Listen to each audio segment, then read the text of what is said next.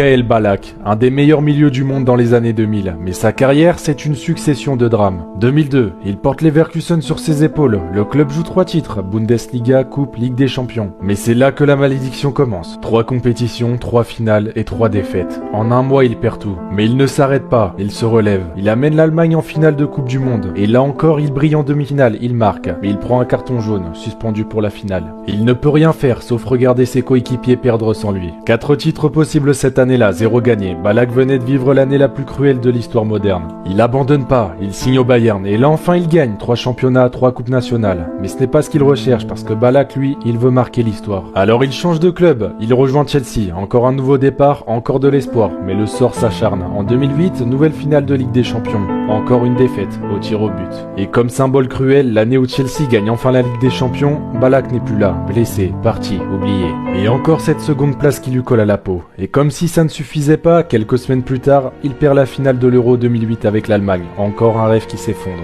Quand il raccroche les crampons, il a tout connu, le respect, les titres nationaux. Mais il n'a jamais eu le moment qu'on grave dans le marbre. Le football lui a tout donné, sauf ce qu'il voulait.